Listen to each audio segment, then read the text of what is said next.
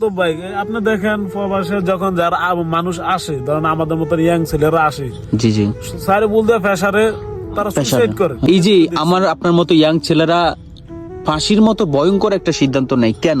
এই যে স্যারে বলতে প্রেসার সামলে উঠতে পারে না। জি জি জি, একটা জিনিস কি, আমি প্রবাসে আইছি, আমার নসিব ভালো হলে আমি কামাই করতে পারবো, অবশ্যই। আর নসিব খারাপ হলে আমি করতে পারতাম না। জি, আমার জি। বাইর থেকে প্রেসার দিতে হবে না, কেউ বাইর থেকে ওরা উৎসাহ দিতে হবে, আমরা আছি তো তোর পিছনে, জি জি তুই সামনের লক্ষ্য যেটা এটা তুই পূর্ণ করার চেষ্টা কর, জি জি, বাড়ির চিন্তা তোর করতে হবে না। আর যখন বাইর থেকে প্রেসার দেয় টাকা পয়সা ইনতেন, তখন ওই ছেলেটার মাথাটা ঠিক থাকে না। ঠিক থাকে না।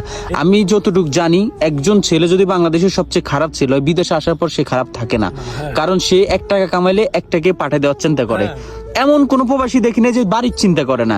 সেই জায়গায় থেকে আমরা এত চিন্তা করার পরও ফ্যামিলি প্রেসার দিয়ে একটা মানুষকে আত্মহত্যার মতন ভয়ঙ্কর সিদ্ধান্ত নিতে বাধ্য করে। হ্যাঁ, এটা হচ্ছে একদম মানসিক টর্চার করে আমাদেরকে। অবশ্যই, এটা অবশ্যই।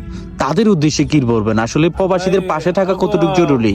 উদ্দেশ্যে একটাই কথা আমি বলবো যে যারাই আইছে, যার ছেলে হোক, ভাই হোক, বোন হোক, যারাই আইছে, আমি কথা হলো যে বাড়ির থেকে যেমন কোনো চাপ সৃষ্টি না করে, যেমন তারা সবসময় তারে আনন্দ দিয়ে রাখতে পারে। জি জি জি, আনন্দের ভিতরে একটা প্রবাসের দিন কাটবে, বছরকে বছর এখানে ঘুরে থাকবো তাদেরকে ফালিয়ে। জি, জি। তারা যদি দুইটা ভালো মন্দ কথা বলে, টাকা পয়সা তো অবশ্যই কামাইতে বলে, তো তাদের জন্য আইছি, জি জি জি, আমি তো এটা বাইরে অন্য করে দিব না। জি জি।